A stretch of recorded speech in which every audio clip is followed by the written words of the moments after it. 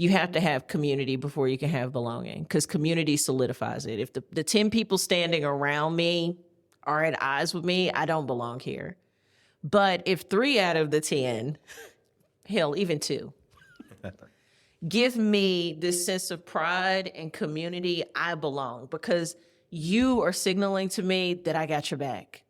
I see you, I'm here with you, I hear everything that you're saying, and you may not be able to say it, but I'm definitely gonna uplift your concerns and your issues. That is me finding belonging. I am here, Mike has my back.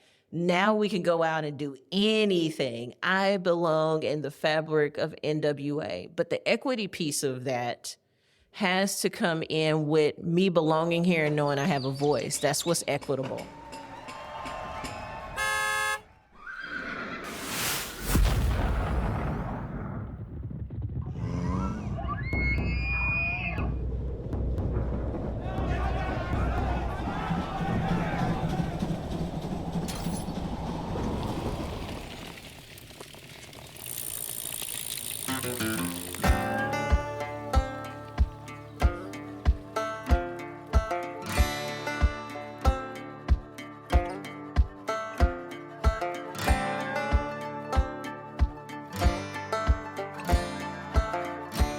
You're listening to The Underview, an exploration in the shaping of our place. My name is Mike Rush, and today we're headed into potentially some new territory in terms of a foundational element to how our community is shaped and how it grows. Today, we're going to dive into the deep end and discuss the concept and practice of equity. Equity, in the context that we're discussing today, is defined as the quality of being fair and impartial. I want to make sure to differentiate this from a concept and definition of equality, which means something that is equal among all people.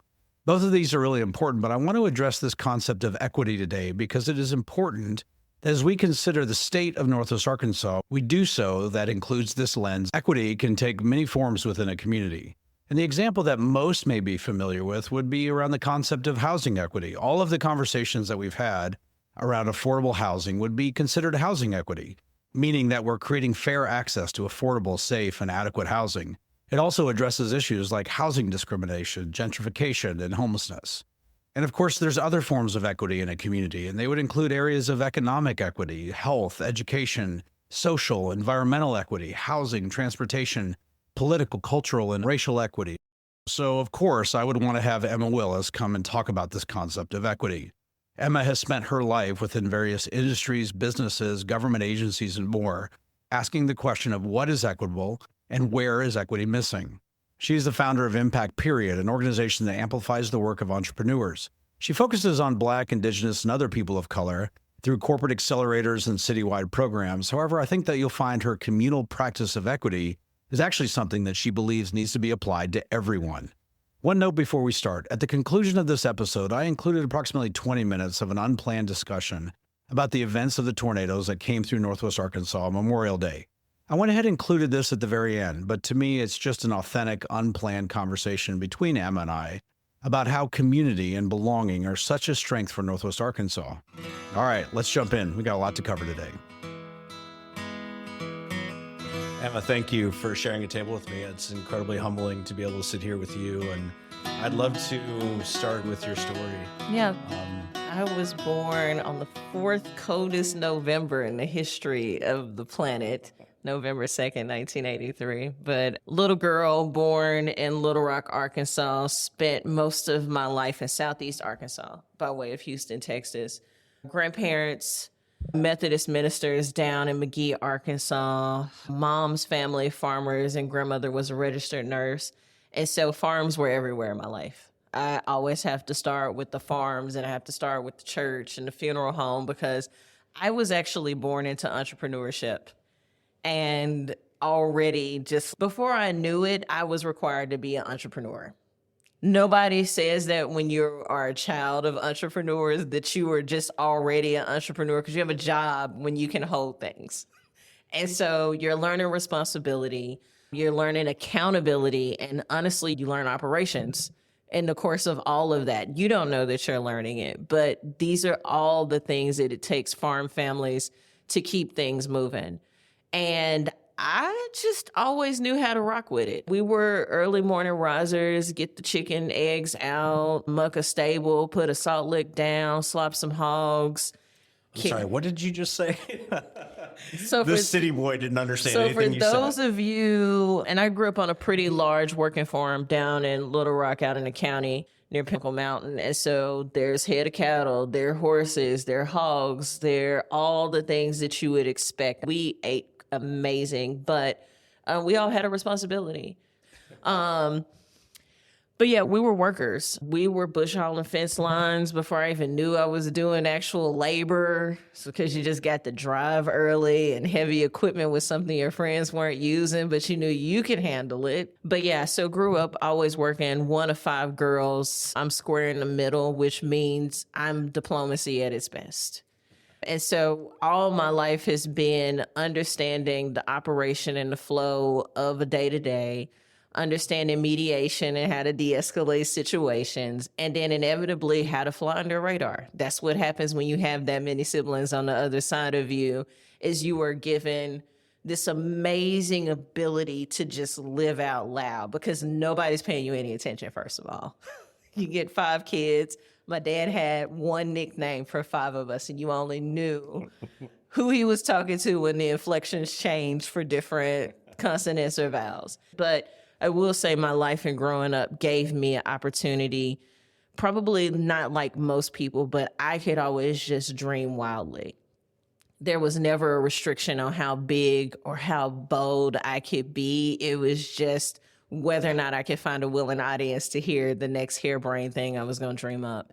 And luckily, I always had an audience. And that also let me try a lot of the things that I wanted to do. And anytime you get to operate inside of existing business structures as a kid, and you really don't understand the implications, but it brings about success even on a small level, you find out a lot more about yourself and you find out what you're ready for. And so I'll say across all of those spaces, namely our family funeral home, I would always get to do work. And doing work under the age of 14, one is illegal. But it is also inspiring because I think the lesson is allowing your kids' hands to get dirty and allowing them to have this healthy curiosity about all the structures and the things that are happening around them. And we forget a lot of times as parents, because we're so busy protecting you, that we are doing you a disservice a lot of times by not allowing you to see how things actually operate. And my dad was an undertaker. So like I had this life that other kids could never understand, because I'd be like going to pick up stuff from the dry cleaners, which could be Miss Mary's Sunday dress that they wanted to bury her in, and get on my bike and go pick it up from the dry cleaners for my dad, and then help him through this artistry, just get a family member back to where somebody wanted. But it's how I learned how to respect people.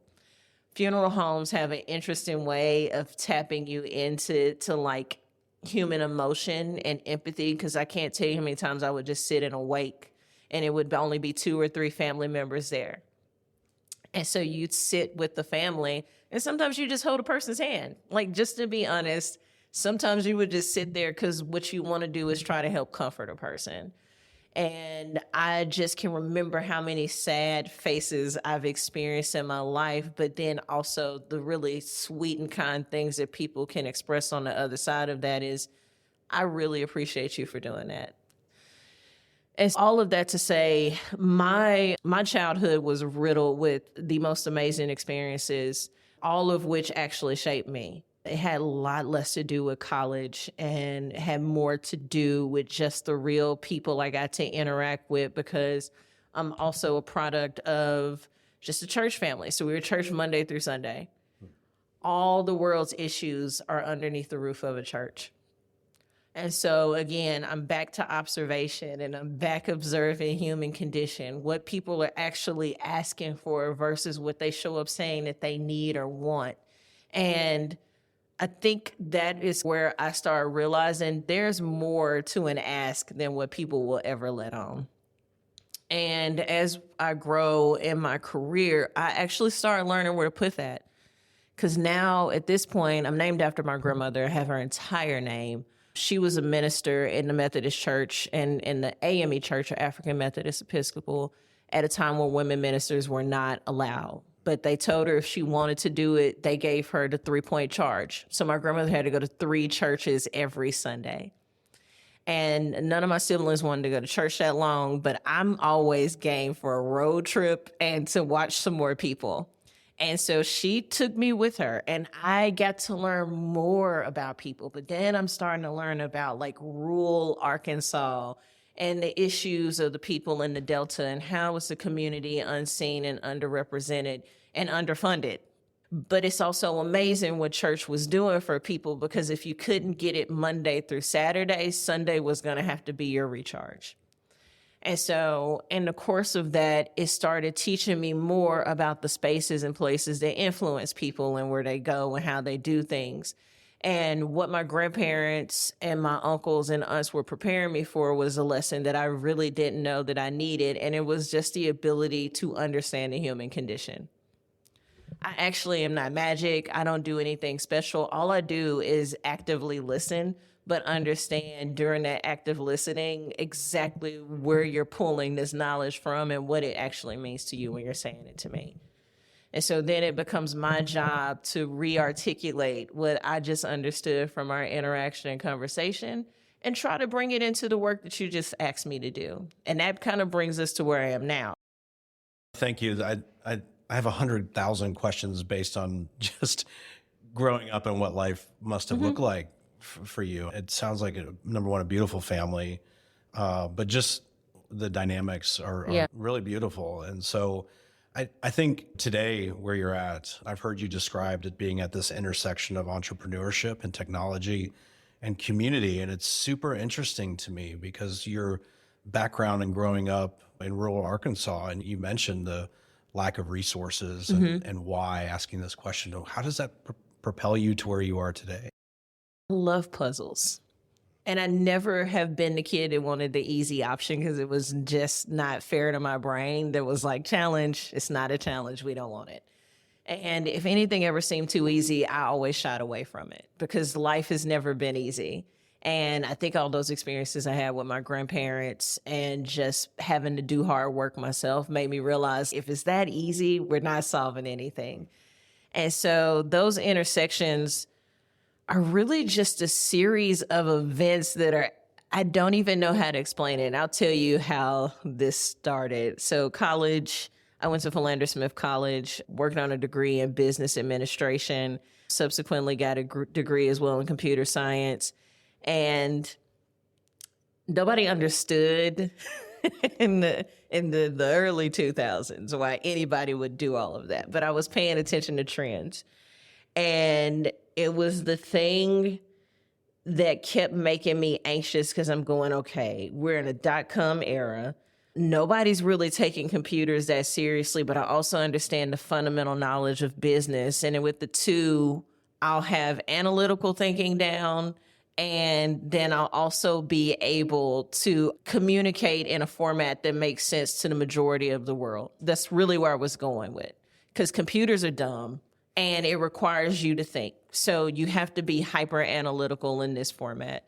The business side of me just knew I wanted to make money, and so I just needed to understand structures. And by the time I graduated, I used neither degree. I ended up working for Service Employees International Union. It was an issue-based campaign at the time. I was super excited to do it because I just like people, and for whatever reason, politics will always put you squarely in community. And if anything, you'll start learning what the belly aches are about. And did that for a few years, finished my degree, got married, had a kid, and in the course of all of this, I am still deeply entrenched in understanding humans. That is what was happening. And through the course of us trying to get certain bills passed, I think it was Blanche Lincoln, she wasn't running for anything, it was an issue she was working to pass. Through the course of that, me getting ready to be a parent for the first time, having to deal with having some student loan debt, it was like a million things at one time. And in the course of that, it started dawning on me that these are all things we rarely ever talk about with burgeoning adults. Nobody has lobbed on you the amalgamum of issues as an adult, and you're like, bro, who was gonna tap into? Your parents were like, you're adulting, yay. But for me, I was like, no, we should be sharing insights and understanding how to get through this stuff. I shouldn't be just figuring it out. Either way, that made me want to be a mediator. That's where this all led. I was like, boy, I can de-escalate a situation in the toughest of times. And so I left SEIU, took a job out at Alexander Juvenile Detention Center. So I'm working in a juvenile prison. That concluded my dissertation on human issues and conditions. By the time I got to the youngest populations and started seeing like where disconnects were across family and a lot of the politics and policies, because I am just like running across issues one by one at this point. I did that for a year exactly. It is the job that broke my heart, because when children have not been solved for and we can't provide for them, and the hurt stems from a parent just not being in the household, a foster system that is completely broken and needs to be reviewed, or even just the fact that there are kids who are truant because they didn't eat breakfast, you start finding yourself trying to ask like the overall question, how do I help? How do I fix this and where do I start? And I would go home at night so drained that even my child couldn't get the best out of me. It was just gut-wrenching work. I wanted to save every last kid at that facility. And I had to reconcile with myself that this is not even something you can do. Like, where do you start, Emma? Which like institution are you building? Because you're Professor X on X-Men at this point, and you got to bring them all in. And I couldn't find the people that wanted to deal with the kids that had these tremendous issues. And so it took some heartbreak. It took me to step back, and I had to quit that job because, long story short, I could not eat. I could barely sleep at night. And I was just overwhelmed with a sense of I should be saving these people. And that starts this journey. So I get a call from my uncle, and he goes, hey, I love that you love people. They love you back, but you got a kid at the house and you can't work places like that. Because I was working crazy shifts. They're usually like 12-hour shifts. And the last incident I had at that facility that told me I needed to go was watching a parent smuggle narcotics into a prison for her son to sell, that I realized that this was not something I was going to just solve. Because the problem wasn't the kids, it was the situations that they were having to acclimate to. It was what they were born into, essentially. Even now, thinking back to how that broke my heart, because you don't think a parent would do that. And I just kept going. I remember just trying to find a friend that can understand half of what I had seen and gone through, to know that I was already in the wrong circle of people. Because like, I am so empathetic to the world. Forget sympathy. I am feeling it. I am a sponge. I am in it. And I said, you know what? I could do better. So having a conversation with my uncle, and he goes, hey, just get this nice little government job. Took a minute to convince me to go into anything political, because I grew up in politics, and I was just like, hey, the best thing I need is that. Long story short, my uncle got his way. I took the job, and in comes me needing to use my background in technology, because they hired me as a network administrator. And I ended up overhauling an entire office's systems for the purpose of it meeting this new software. And that was not enough for me to be satisfied. I'll just be honest. And I got through it. It was me realizing I had practically worked myself out of my job. So anyways, I'm sitting at my desk one day, deputy treasurer passes me, and I was like, hey, I am bored. I don't know what else to tell you guys. This is not going to work for me. And he goes, here's the state constitution, read it. I read the state constitution. We get out of state constitution, and now my observation powers are like hyper active, and I am noticing everything going on in the office of the treasurer. And so I started making inquiries about the different meetings that the state treasurer was taking, and then like how we were able to afford certain programs. And luckily, I asked enough questions, annoyed the state treasurer at the time, and she was like, fine, sit in the meetings, do whatever you need to do, but stop asking me. Long story short, I end up in a meeting that is the state's 529 plan, and that's where this all really kicks off. And I knew from previous experiences at like the Juvenile Detention Center, living in the Mississippi Delta region, that there were communities of people who had never heard of any of the things that I was dealing with on a daily basis. And this is where community comes back in for me. I couldn't imagine how, if we knew we had all the amazing tools, gadgets, techniques, systems, software, whatever it is, and we all hoard it for ourselves, then there's a whole population of people who are missing out. And so the first thing I asked about the 529 plan is who are the adopters right now? Who's got this plan? Yeah, get surprised Northwest Arkansas had it on lock. 529s in Northwest Arkansas are gangbusters. It's the largest piece of the portfolio.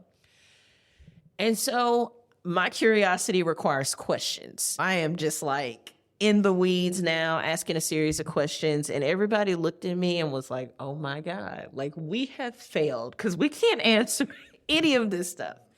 And it was the reality check that they needed, that they had dropped the ball. And it's because we do a lot of things to just launch, but we don't always ask ourselves, who all do we need to make sure we're inviting to the launch of the thing? And we missed 2/3 of the state. And so while the program was successful and in its early stages, it was like 260 something million in assets under management, it still was a low performing plan. And you have all these people in the state of Arkansas, over 4 million, and less than not even 500,000 accounts. Like it was just one of those things where you're like, really guys, we think this is success? And so all I could think of in those moments were those kids in those juvenile detention centers, the kids in rural Arkansas, and how I have never heard a mention of a 529. We start looking, and I leverage technology to do all of this. So now I'm pulling reports left and right, and I'm insatiable on my data consumption. I'm understanding the plan is not accessible unless you have a desktop or you have a financial manager. And those are big red flags because we live in a place that has digital poverty. And I just kept asking questions. They were like, fine, here's what we think you're asking. Here's a little budget of like $25K, go do something with it. I did something with it. I contacted Visa, got Christian Ponder, a quarterback from Minnesota Vikings, to come down, and we promoted financial literacy. They gave me the title as Director of Marketing for the 529. And what they found out is that I can make 2 pennies, $2 million. That's essentially what happened. From there, I found myself deeply entrenched in the 529 plan to the point where I was running all the programs. And it was a great experience because nobody had any idea what should be happening. So I was able to bring best practices in and establish something that had never happened. And so by the time I moved through my career, we had deployed successfully $1.2 million in matching grants, did a lot of that up here. Marshallese community was a huge beneficiary of a lot of the work I did in the 529 plan, but then so was rural Arkansas. And that came by way of a 75 county tour. I know my state really well, but that's also another point of observation where I get to see how we're failing one another. And so as we moved through the plan, I realized accessibility was going to be the thing that mattered, and how do we get there? And had a conversation with my boss at the time, and I said, we need to launch an app.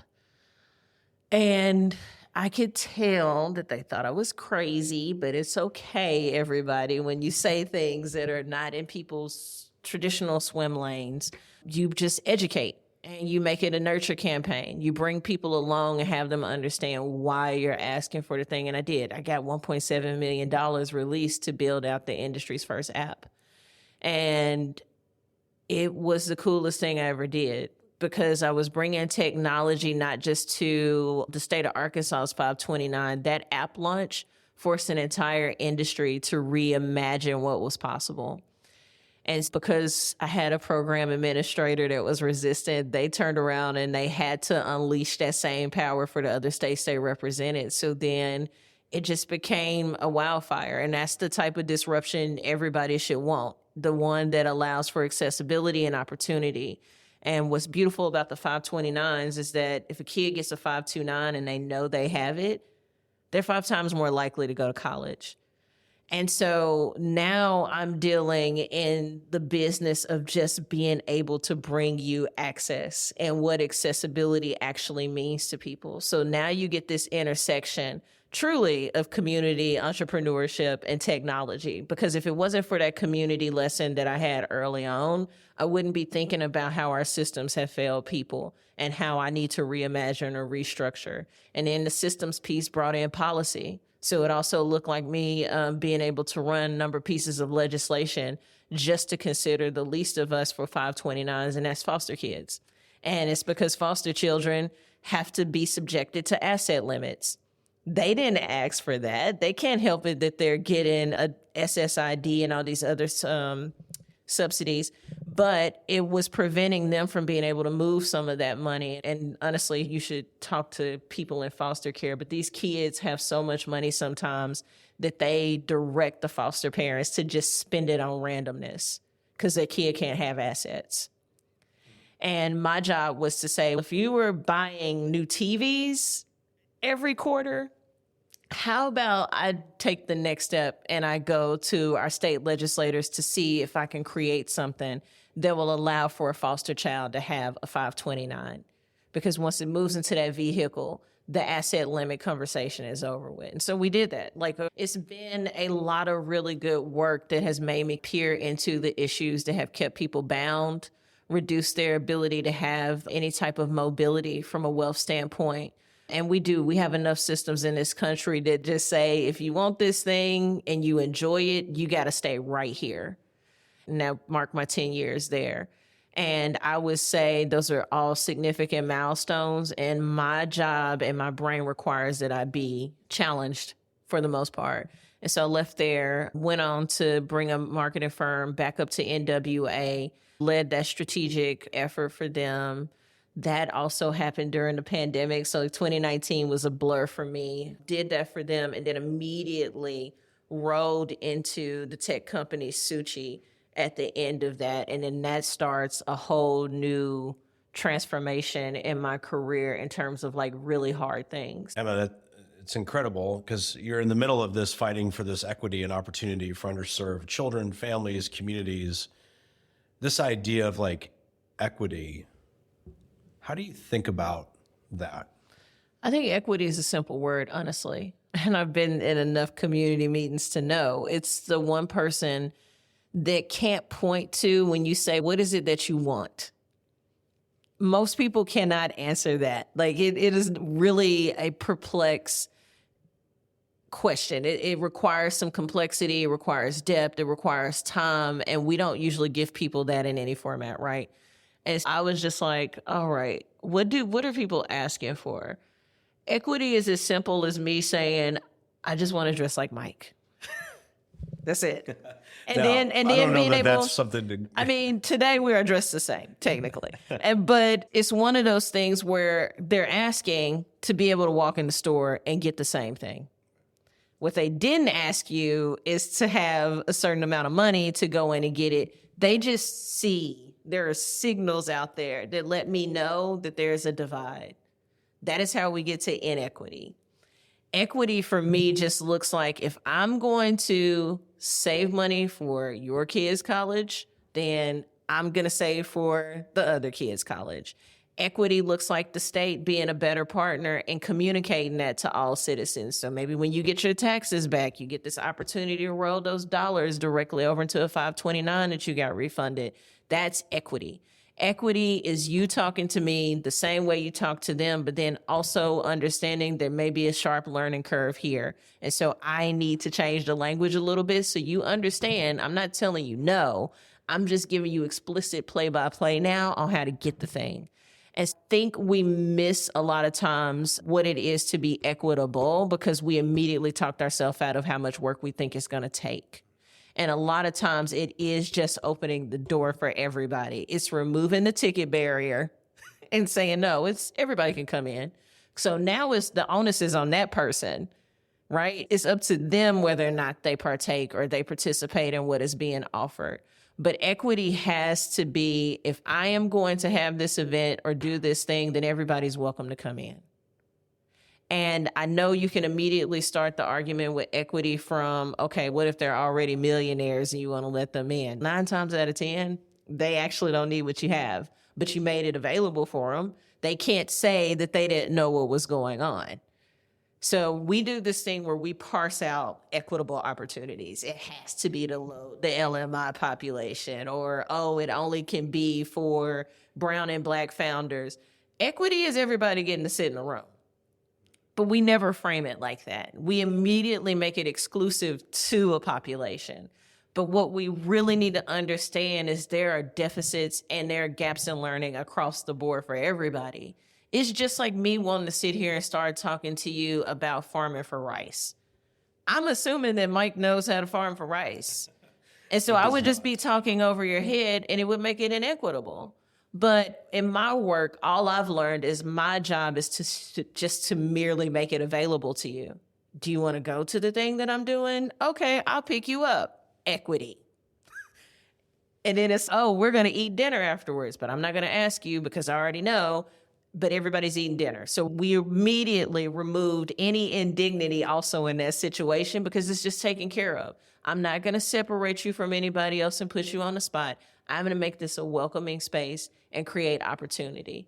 And the 529 plan actually taught me that, because you can't talk about money to everybody. Like, it's a really foreign idea for people that I can't have a conversation on savings with you, but you never asked me if I've ever had a savings conversation.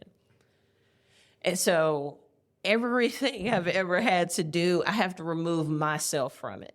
It immediately becomes the most selfless act in the world when you go to just meet people. You can't go in expecting that just the venue is going to dictate and determine who's sitting in the audience, because that's not the case. But if I speak to you in layman's terms, and I can speak to you with the same light and love I would give for the millionaire down the street because I think maybe I'm in it for something, then you are going to be okay and you're going to be successful in how you create equitable spaces and equitable opportunity. But we have to remember that we've allowed ourselves to start, we're human. So I'm not going to say that it's anybody's fault as much as a lot of it's tied to just survival. We immediately clock things and deal with things based off of our level of comfort. And comfort will make you, or the lack of comfort will make you do some weird things. I will just say that. And it's not that we're trying to exclude people. It's just that it's what happens when I'm uncomfortable addressing a population or saying a thing. I was talking to a friend and he said, I don't think they need another white guy in a black space. I was like, I don't know that's true. Like, how do we ever fix anything if you aren't a white guy in a black space? It's clear that we can't do it by ourselves, and I need to draw in expertise and knowledge from other veins. And what do we know about the world? It's inequitable. So now equity looks like me bringing that person with the knowledge, the skill set, or the ability to the room so that I can establish and create equity. I don't want to build a project or do the thing unless I know I have the right stakeholders and the right thought partners in the space to be able to execute on it. Forget what you look like. Just know that people are required in order for us to be successful, and you gotta remove that one stigma or idea that somebody's here to dismantle it, because that's how we bring equity. It doesn't have to look like a black person leading a black thing. It can look like different people helping you to lead an effort. You have to be receptive to that, and you also have to know that's part of it. Equity just requires that I bring the right tools to every last build. That's equity. That's the best way I can explain it. I don't skimp on that. When we think about equity, how does it play itself out in a community? What's the impact of that? So equity playing out in the community, I don't know. I will say this is where I get this is actually a hard question. I'm going to say that, because equity in the community is not equitable. So we got to start right there. What do you mean? It's not equitable. Okay. Case in point. And I'm going to go back to the gentleman that said, I just want what the white neighborhood has.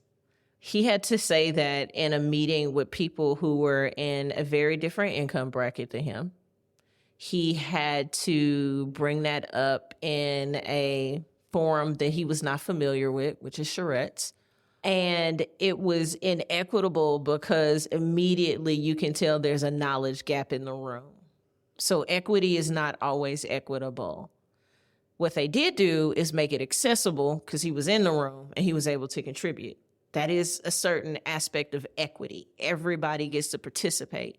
What would have made it equitable is the delivery of the discussion so that we're all understanding fundamentally what's happening in front of us. Or if there was homework to be prepared for, we deployed that homework also in a way where everybody could understand and participate in it. And so I think we do things, and again, it's what has happened in the world when we try to measure impact and we try to measure things. You lose sight of the fact that you needing to measure whatever that instrument is that you're using to measure it with prevents you from calculating the human aspect of everything, because we look at it very high level and we go, oh, everybody in this particular zip code live in this census tract. That's an assumption. It is a huge one to make. You were just assuming, because the majority is like that everybody therefore has to be correlate somehow with that. And it's not the case. I can't tell you how the one project I'm working on now in Fayetteville, the historic district, I can say inequitable all day. The equity stems from my willingness to go pocket by pocket and deliver the same message, but also know that when that audience gets in the room, I may have to dial it down a couple of notches. I'm not going to talk so much about developers. Or let's see, I'm not going to go into a lot of the financial implications of a historic district and what improvements look like, or millages, or TIFs, or bonds, because that also creates its own point of education or requires its own point of education. And so when I say equity isn't always equitable, at a first glance, the equity was me conducting the meetings in that district for the community at large. What became inequitable was the information and how it was delivered, because it was delivered under the assumption that everybody's education and experiences would make them all prepared to receive that information in the same way. Did that make sense?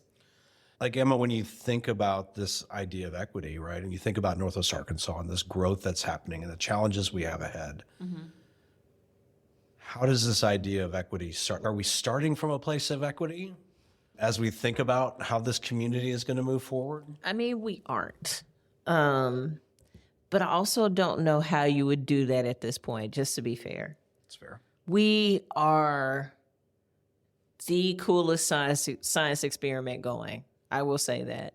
And it's because you just don't know which way to look, because it is all so stimulating and it's all so grand and it's all happening at one time.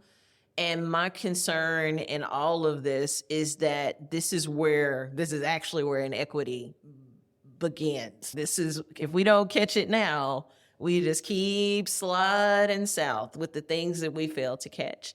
And I think symptoms of that are traffic, absolutely. This conversation around attainable, affordable housing is also a part of that. And I think those are the things we never want to give a name or say out loud while we're here, right? It's the thing that prevents economic boom if you start talking about it. Because if you want people to be considerate of one another and grow responsibly, then you're challenging my ability to the American dream or my access to it, because I should be able to just go and do what I want. But we also live in a place with great wealth, but also with a tremendous amount of need, all at the same time. And so what does equity look like here, and how do we accomplish that? I actually don't know. I think what happens is we really should be asking ourselves hard questions and not the easy ones. And we do a great job of asking the easy stuff, like affordable housing. It's even beautiful that we can address it. You know how many major metros would blow through this and be like, guys, we got a housing issue. Oh, unchecked. We're just going to keep growing. And if they got to leave, they got to leave. But I think we have to ask ourselves, like, why? And the question is being asked right now. Like, we could have totally been on this back in 2018, 2019, but here we are.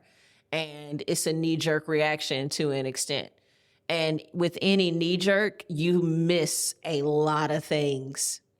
And so if we're addressing affordable housing from the perspective of those who currently are employed, and I'm saying full-time because we're still not quite a part-time market. Those are our teenage kids that are living at home. That's who can afford to be a part-timer. Then we already have an issue because now we have to look at our workforce stats. Is everybody employed in Northwest Arkansas? Great. What's the average size of that household and how many working adults have to make a household work? Like, it's a lot of things you have to consider because what if we're doing affordable housing, but now all the affordable houses need to be 5 bedrooms because there are 3 adults in one house? We don't ever talk about that. That's always been my curiosity because I know that there are enough communities here where family dynamics extend to multiple generations. It's not just a single generation household. It's not that nuclear. And in the course of wanting to address equity, is are we addressing the things and the people who actually live here in Northwest Arkansas?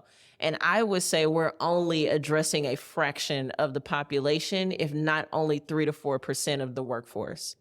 And a lot of my comments early on with affordable housing had to stem with the fact that the education is inequitable. Okay, there's no equity to the approach around talking about affordable housing because, one, we're not speaking from the same script. And I love that we can even have organizations lead this charge, but it's like the first rule of dealing with community is making sure everybody's getting the same information. And right now, we are like flying by the seat of our pants, and we have multiple definitions for affordable housing, even who should be eligible for it. And so inequity, right? That becomes an inequitable practice because really, if we don't catch it, it's a matter of people not thinking that this place is for them anymore. And that's the type of fear that you don't want to happen because we know good and we're a welcoming community. We're a group of people that actually want you to hear, and that is how the world goes round. We need everybody to make this thing happen. But I think we just have to take a step back sometimes, and it's a collective, universal Northwest Arkansas and go, guys, if we actually want the best for our citizens, if we are in fact concerned with quality of life, then what are the things that have to be true for everybody to access that? Because then we are no better than Upper East Side and then the southern part of Manhattan who have 2 different realities and skew towards wealth or the lack thereof. And so you got to start trying to put some reins on it and going, hey, if we can have all these Fortune 5 companies and greater in one area, what's the one thing that they could all be focused on while us as John Q. Public support that charge? That's where we are. Like, how do we disseminate this information in a way where everybody understands this is not a threat, but an opportunity for them to really put their roots down here in Northwest Arkansas and build this place up? Because it can't just keep being the same characters. And that becomes like this unilateral type of move when we know this is going to require the span of the market to really be in lockstep to move it towards something really phenomenal. Because I really think Northwest Arkansas has proven that Arkansas can be so much greater than what it is. And I think that's concerning for some people. I think it's great, but I think we just have to say it out loud. Is, guys, we really have something special here. And if we can figure out how to support one another through it, we can have an equitable play. So that's what I would say about equity here in this market.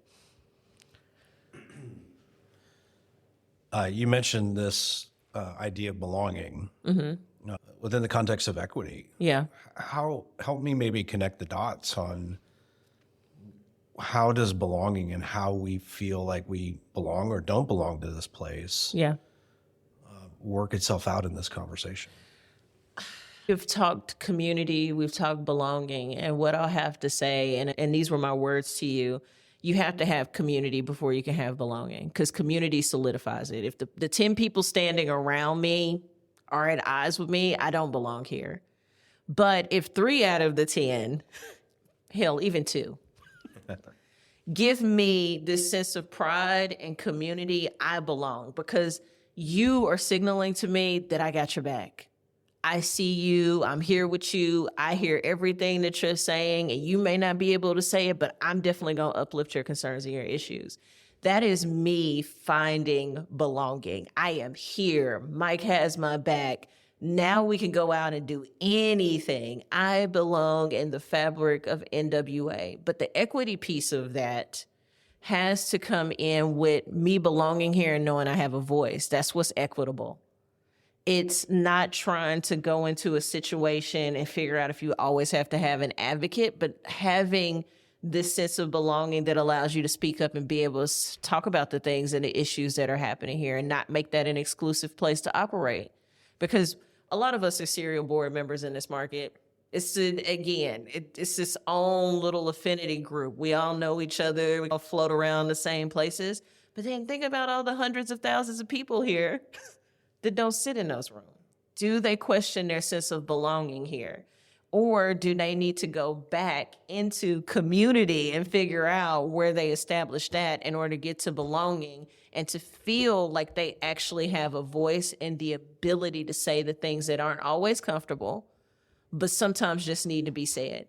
And it doesn't always come across as providing that level of access or even equity, because it is access at the end of the day in NWA. You have to have access, and then you find equity in a lot of these spaces, because you find yourself around like-minded individuals. You find yourself around people who have similar family dynamics or backgrounds from where they came from. But in order to even break into a sense of belonging, you have to have community, and you have to find the confidence and the ability to have equity to share in these spaces. And I don't think everybody has that. I don't know that our spaces are equitable in the sense of you being able to speak up and talk about really hard issues and honestly have them be identified as a community member. I'll say that, because we have plenty of meetings too where you walk in and you're like, who is the said the thing? And they're like, this person. I don't know. But you're like, man, that was actually a really great comment.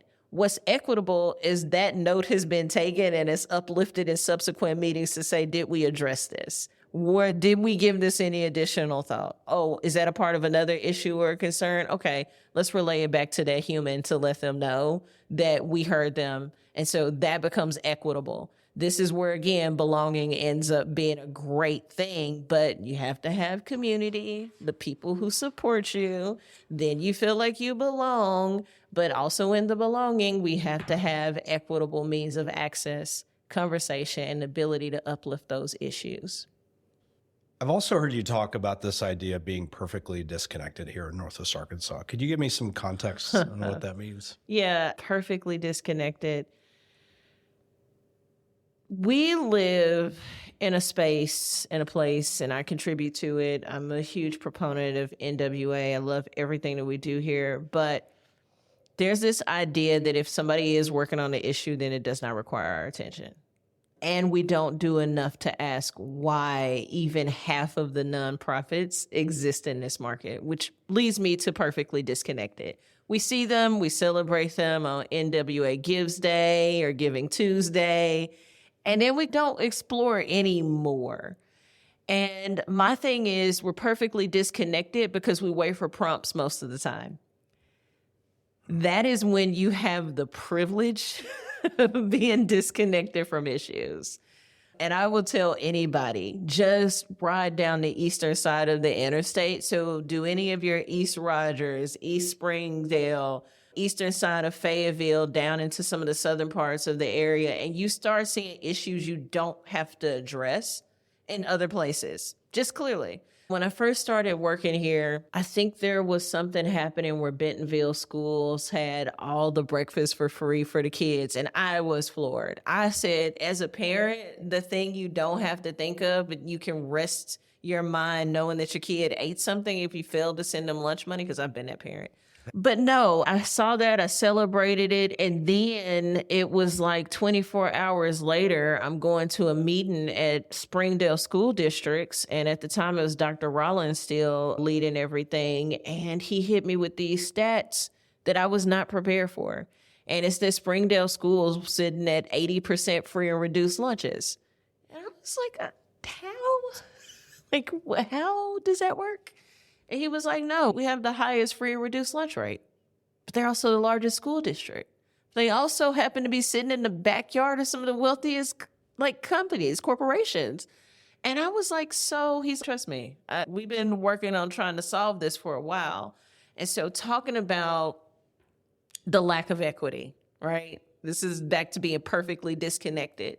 Because if there's not a larger signal to issues that are mounting for a region, it is when 80% of your educated population, and these are still grade level kids, and future workforce, are not eating.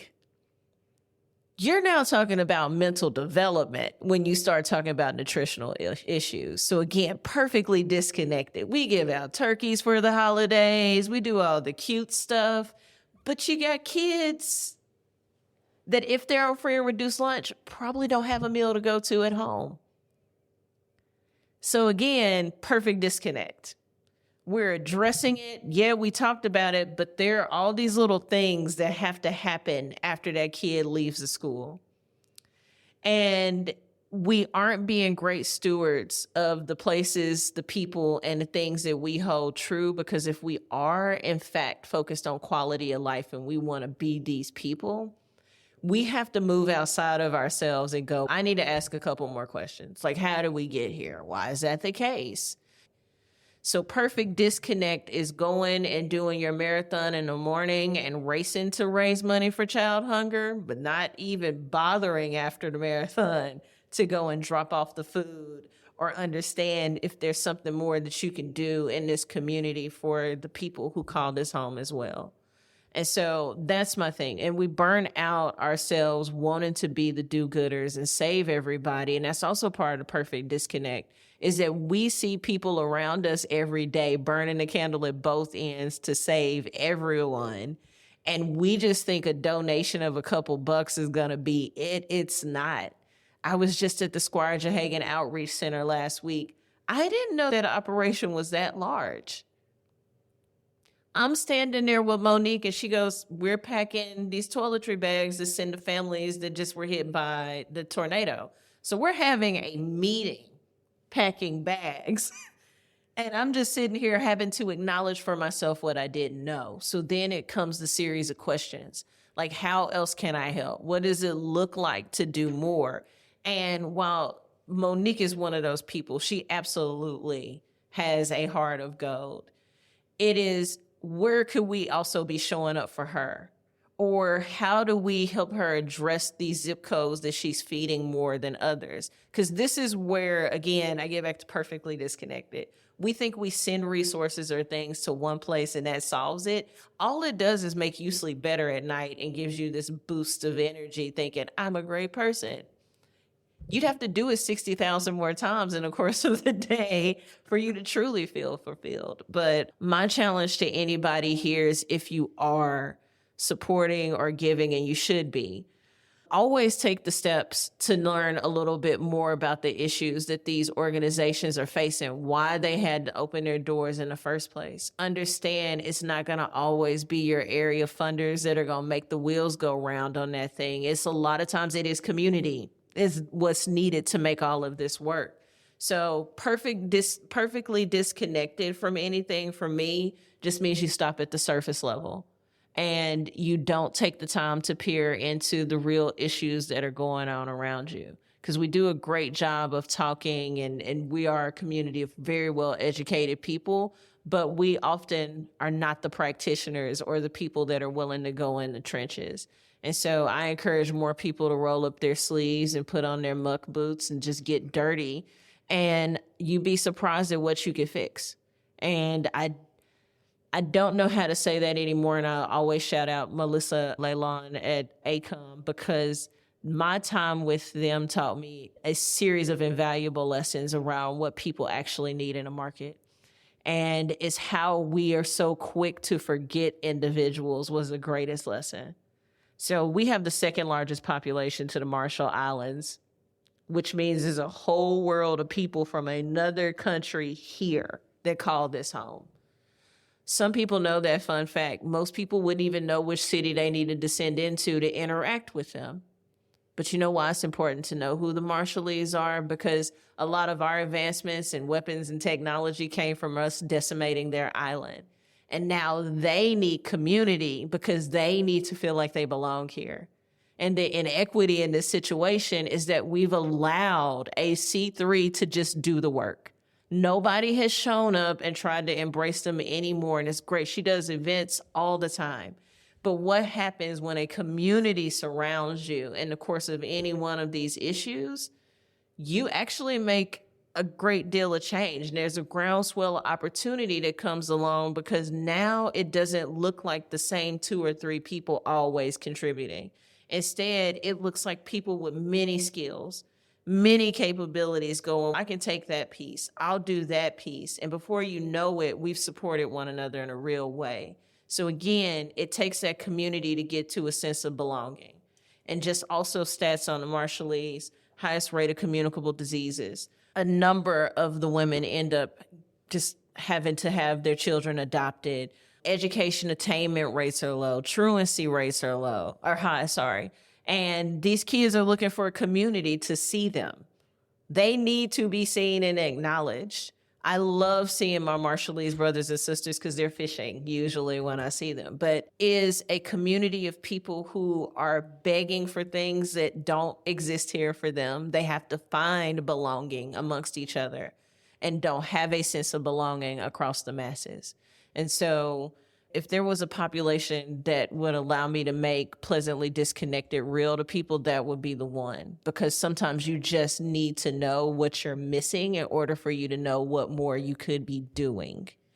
You're working in these spaces to really help develop a sense of belonging. I know with the historic district that you're working on there, I'd love to have you share a little bit about that too. And I would say like this, the historic district or Black historic district that runs along the Spout Spring there in Fayetteville it's a community that's been here longer than a lot of us. So we're talking 1830s, state constitution, Emancipation Proclamation, but there's been a Black community here for a long time. And of course, it all stems from all the ugliness of American trade and commerce, slavery.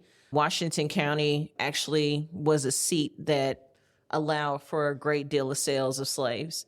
And we had quite a few plantations in the area, but we were really one of those areas where you bought and sold across states that were right at the Mason-Dixon. Either way, lots of history in this area, and that stems from people like Silas Hunt. And the Silas Hunt story just stems from our state university allowing Blacks to attend law school, and he was one of the first. And if you know his story, he had to stay in the basement at the university, did not have a place to actually stay until somebody was willing to give him somewhere to stay in that neighborhood. But that neighborhood's important because we had Black people that at Emancipation Proclamation weren't a part of all the great migration and didn't go north or go back west. They sat still right in that area, and they became a part of our critical workforce here. So a lot of the pastures that have been cleared and a lot of the spaces that are amazingly flat and lack a tree, those were probably cleared by slaves that were in the area. Speed up in the future, they ended up being people that gave way to construction, masonry, blacksmiths. They built a lot of the stuff that's around here, and the only city that would allow them to actually live in density was Fayetteville. That community now is being gentrified because of the very thing that we're talking about in this sprawl. We are growing so quickly that now everywhere is a viable option. And what has happened in the last couple of years is significant gentrification. And for people who don't understand a lot of the issues or laws or systems that have plagued Black people in America, you just started Jim Crow. And so that community has been hit with everything, displacement, the lack of infrastructure. These people deal with stormwater, like runoff, like nobody's business. So all their homes are crumbling underneath them. And these are homes that have been blighted on purpose. They are homes that could not get equity lines of credit. So for the masses here in NWA, just put this in context, you probably have equity in your home. A lot of these people are just getting to the point where they have equity, and it's because of the gentrification, where their land value should have still been significant enough in this market to help them even approach the bank. But because of how systems have traditionally impacted Black people, they weren't able to do that. So what would happen? People would be behind on property taxes because they're increasing hand over fist. You have other predatory measures like reverse loans or reverse mortgages that are happening to a lot of the elderly people there. Or you have eminent domain taking things from them. And all these people have been subjected to all of it. It's just fun fact, look up Northwest Arkansas Black Heritage and check them out. But it's a lot of history in this market nobody knew about. But right now we're in the process of incorporating that. We are down to needing the last 168 signatures. And we're looking for people to volunteer. So if you want to help out, that'd be great. Look for all the news and information at nwabblackheritage.org. But this is a project where community, belonging, education, technology, entrepreneurship all just collide. And it's the reason why the word equity means so much is because this one project has really made me reimagine what education looks like in a community that's trying to do a big job. And the big job is create this region's first historic district, because I thought we had some, we don't.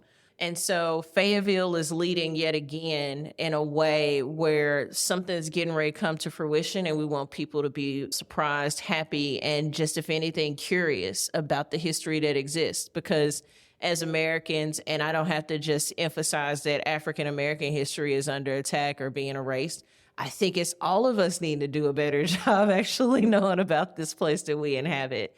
Because my homework stemmed from knowing that the Trail of Tears goes straight through that neighborhood. And so there is me having to pay respects to the indigenous people because they were there before this Black community sprung up. And it's now having to frame that for people who moved up here in the 40s and go, no, sir, you weren't the first person here. Like, you can't tell me that these people weren't here. Maybe not when you were here, but they have been here. And the encouragement through this project is that everybody finds themselves just curious to know more, learn more, take the opportunity to drive into some of these neighborhoods and places and understand where you live and what's been going on. Because again, that goes back to being pleasantly disconnected. If you aren't curious and you don't want to know, then you'll never know.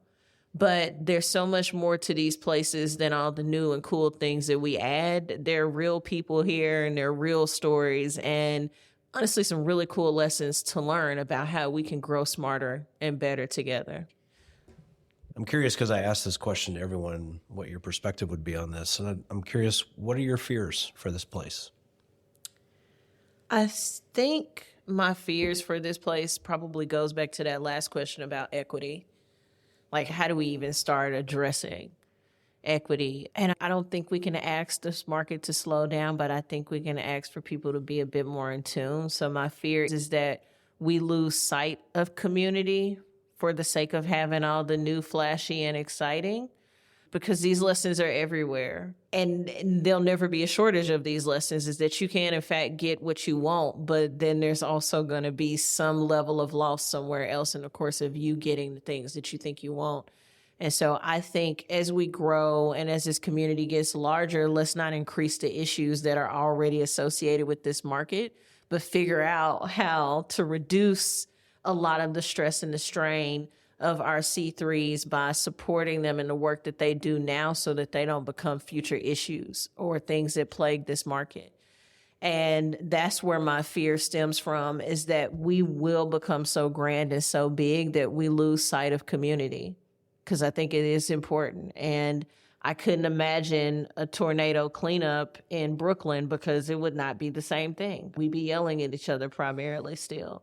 And it's nothing against New Yorkers. I love your personalities. But I think you there are certain things that are true about the spirit of Northwest Arkansas, and it's that we have a great sense of pride, a deep sense of belonging for a few. And at the end of the day, there is this opportunity for this community to become even more connected. And so let's not miss the opportunity to just keep connecting with one another. Let's not see mountain bikes as being a disconnector from the rest of the world, because always poke fun at mountain bikers. You guys are fun. It's what happened in middle school when your friend would show up with name brand things on. You immediately would be like, okay, now I got to answer back. I'm showing up with Calvin Klein too.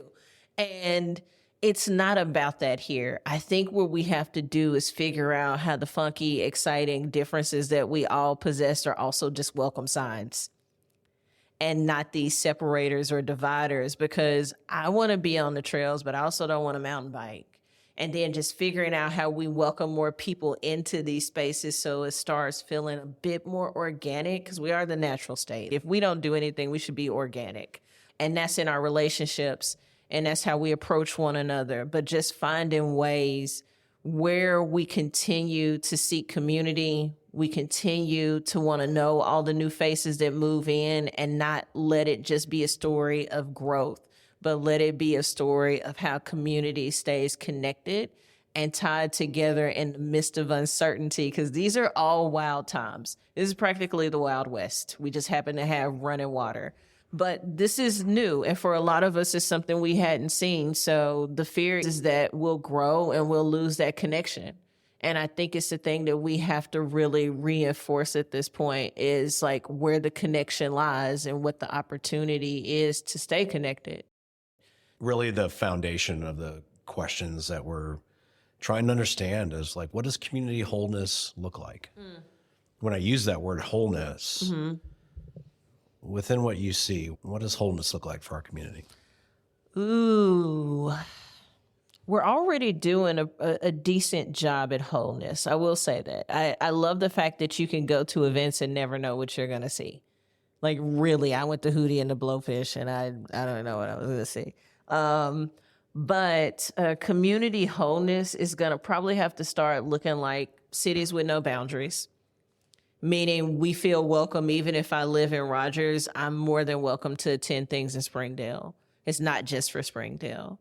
Community wholeness looks like no longer having to just announce that we have accelerators, incubators specifically or solely for brown founders or Black founders, but knowing these are more spaces where people can start feeling supported and uplifted. And I think we miss that. Sometimes we have to announce certain things and people go, oh, that's not for me. But the truth is, you usually are really helpful when you go and show up to places that people don't think you should be in, because you can give critical feedback. You can offer resources that people didn't know existed. And that's where the wholeness for me has to come in, is us and our healthy curiosity. Find yourself in spaces that you don't think you would normally go to. Now, if you have questions, definitely ask somebody, but at the same time, just feel invited and feel the warmth of a community that is choosing to become a little bit more. And I don't know how it starts. I don't know how you get to wholeness. I think it really just has to be an intention that's set in the hearts and the minds of the people that are choosing to create these events. It's what you do to create equity, in my opinion. It's understanding that there are going to be many different peoples with many different perspectives. And in the course of that, your job is one thing. It's showing up for humans. It's not trying to create differences. And so wholeness just comes about, I think, when we shed a lot of the pretense and we just choose to be our bare selves that don't know everything, but we know some things. And what's the quote? If I don't have to know everything, but together we can know everything, or many things. And that's the wholeness we got to have. Because honestly, this community, if we wanted to, we could be rocket scientists. You can't tell me we couldn't do amazing and big things. And it's just because there's enough of us that are crazy enough to see people and be willing to go and do what you guys did last week, which is show up at a person's house and just say, I'm here to help. So for me, that's got to be wholeness, is knowing that there's an H word that you can use that will actually just create this idea that there could be so much more. Emma, thank you for your time. Thank you for the work that you're doing. Thank you for calling us back to this idea of wholeness. And please keep doing what you're doing. It's been a joy. I'm going to benediction. Thank you. You're welcome. Thank you. Well, I'm incredibly grateful to Emma for the work she's doing to break down and explain both what equity is and how it's applied to so many different areas of our community.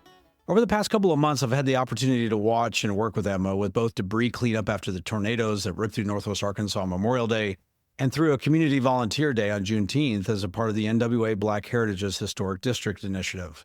I'll say this, Emma's authenticity is as real as it gets. She is a true practitioner of her words, and her kindness is a giant invitation to join her in the participation of the equity building needed here in Northwest Arkansas. I know there are a lot of things in Northwest Arkansas that need our attention, but this practice of equity building in our community, specifically in our community, is maybe one of the most important elements that will determine the shaping of our place. Long ago in episode 2, I used our gravel roads as a metaphor for what the future of our community could look like. And I said these roads seem ready to hold more stories again, but they will be stories that we will layer on top of those that are already here, not to cover or hide them, but to add to them. We will write these stories together. We just have to decide what stories these will be. This practice of equity building feels like the foundation of deciding what stories those will be. I'm going to close today, but when Emma and I sat for this discussion, we were fresh off of the events of the tornadoes that came through Northwest Arkansas. So the first 20 minutes of our conversation was not planned, but it was about community in that context. And so I went ahead and included that as a part of the conversation after we closed the episode. You're welcome to listen if you'd like, but to me, it's just an authentic, unplanned conversation about how our community and belonging are such a strength here in Northwest Arkansas. And at this point, we have 3 more episodes before this season ends. And I'm going to use them to start to bend us back to the beginning point of where these conversations started. I want us to return to that starting point, the starting point being the land and our connection to our place and where our place fits within this state. So to start this process, our next episode is with Michael Spivey, the president and CEO of the Ozark Foundation. I had an opportunity to share a porch with him at Horseshoe Canyon Ranch on day 2 of the Arkansas Graveler. We'll get more into that in a little bit. I wanted to understand his point of view and how the outdoor recreation industry is helping to connect us to this land and to each other. I think one of my frustrations is in the outdoor recreation space, there has been this historical recognition that outdoor recreation and the broader outdoors is exclusive. If you look at the statistics, they scream the issue.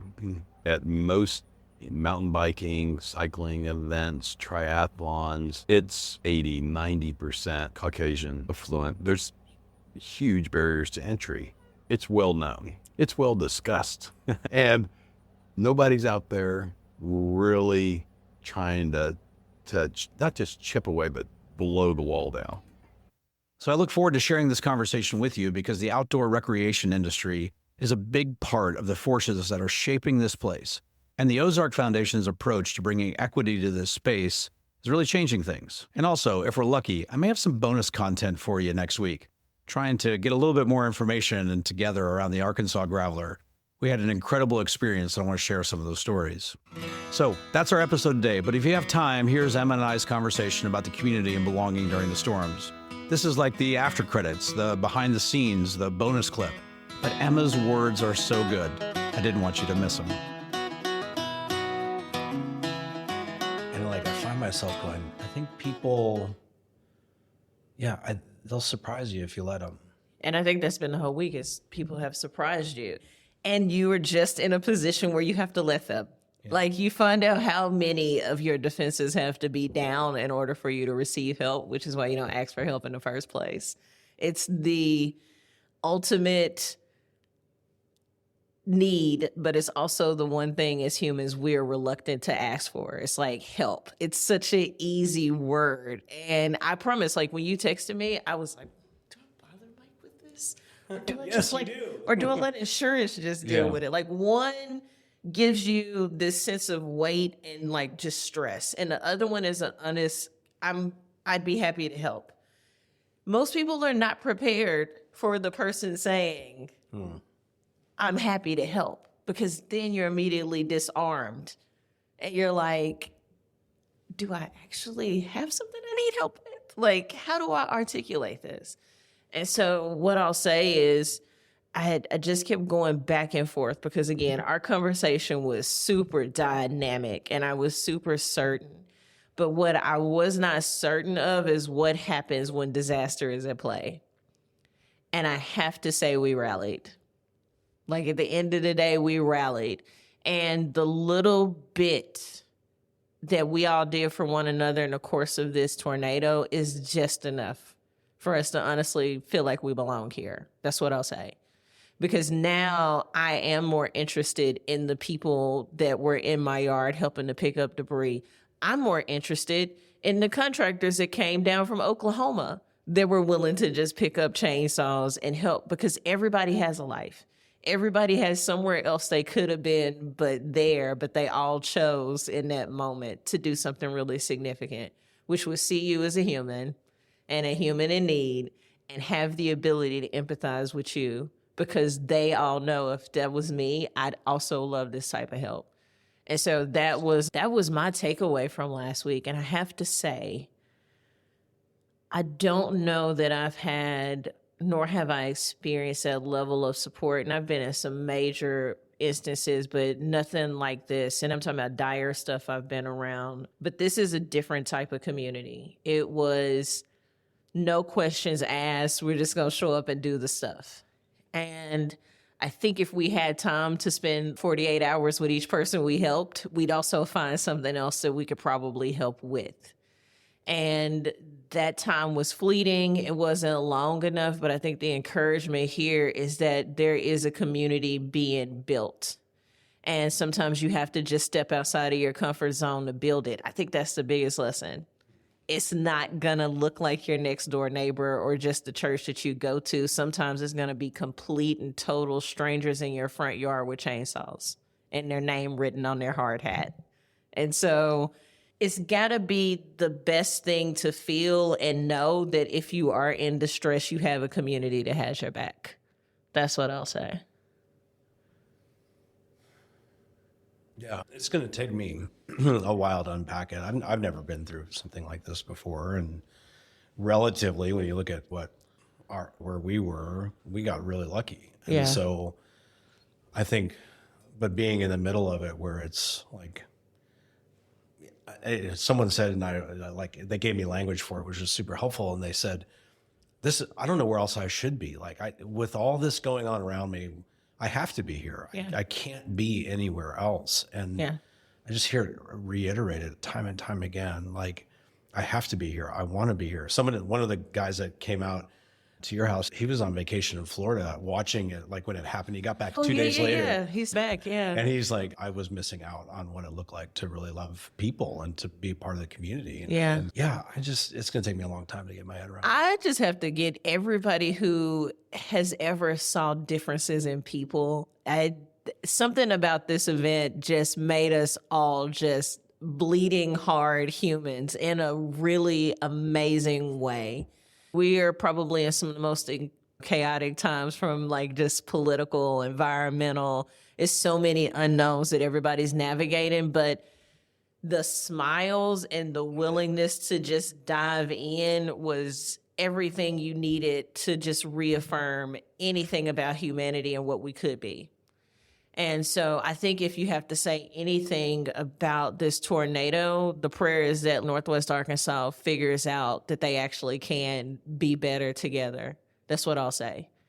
Like, it was absolutely a beautiful outpouring of support and community. Like, just use the C word way more often. Like, we are a community. For those of you that didn't participate in any tornado cleanup, it's not too late to get a rake. Just pick up some trash flying around. But my front yard turned into like the community center we didn't know we had. And it had more to do with the fact that people were forced to walk through my lawn because it was just so much debris. But it was sitting in the rockers and then realizing that people just needed somewhere to talk about what they were a part of. And it's still disbelief and it's still shock, but just being able to share a cup of coffee and laugh about how a tree fell is probably the thing that will teach me the greatest lesson. And it still is. I'm amazed every day at how little I have had to do to make this all turn around. And I could have easily just been sad and depressed and completely bummed out because I'm about to have to do more work to my house. But people saved the day, surprisingly, and not people with capes on or titles or just gobs of money. They just showed up honestly ready to help one another out. And that's what I'll say. It was an epic show of who we are and how much more we could get to know each other, because the feeling of all of that is still really fresh. And it's something I hope just carries everybody over into future moments of needing to band together to create and do bigger things here in Northwest Arkansas. Have you found, what's the root of it? I don't know. I made the comment to you a couple of weeks ago that we are pleasantly disconnected here. And I still believe that we are. And it's because we do such a great job of showing people all the amazing things we do. And when you think things are taken care of, somehow you go, they got it. We don't need to do it. I think where we go from here is trying to remove the comfort that exists in a place like this. So if it's that perfect, then you have to ask yourself, at what cost? I think that's where we are right now. If we could band together and we can solve like tornado damage, and not even solve it, if we can clean it up and make it bearable for one another, what else can we do up and down 49 to the same extent? And it really only takes a couple of people is what's amazing. You guys were at my house 2 hours flat and handled it like any crew that professionally clears debris. And if we can come together for 2 hours and make monumental change and deal with trees over 300 years old, what other issues could we go and address collectively? And I think that's what's really sweet about this is us realizing our ability to rally, come together, and take on these issues in a more strategic way and in a way where community leads it. Because we rely too much on the people that are the practitioners, the C3 leadership, the people that we expect to be in the trenches. And a lot of times it's us needing to be in the trenches right alongside those people because they're exhausted. Compassion fatigue is a real thing. You can be so compassionate that you lose sight of yourself. The people who are relying on you most closely just to save everybody else. But once that community is behind you and backing you, guess what? We just made life a little easier for not just ourselves, but for other people while helping them maintain some dignity, feel ushered into a place that's asking them to belong, because now we are a force multiplying community. Because when the community shows up and not just the usual 2 or 3 people, you got a greater chance of creating it. And I think there's a lesson here. Whoever's out there actually working on the lesson, I'd be happy to team up with you to figure out what those lessons were, because I can't tell you it's quantifiable. And it's something to say, again, when there's so much strain already on a market that is growing as rapidly as Northwest Arkansas, to be able to just slow down and help out. Where we go is just having a bit more awareness of ourselves and how we show up in places. And maybe it's dragging out the 2 or 3 friends that didn't have anything else to do that day to just say, hey, we could do more if you showed up. And I feel like this is going to create probably one of the coolest shifts in how we support one another. At least it did for me. That's what I'll say. Because now I have some real knowledge to work off of, and it's not anecdotal. It's me being in the midst of it, and now knowing that because Mike showed up at my house, I was able to get 2 more hours of sleep and go show up at somebody else's house, because that's how it works. You gave me something back in my tank, and then I could go and pay it for it. Yeah, but you got to look at it like that. And that's always going to be the thing, is the perspective we carry into any of these situations. That's why I'm probably, I guess indomitable is my word, because I understand people's commitments when they're around me. Because it's not something you have to do, it's something you chose, and because of that, I respect it.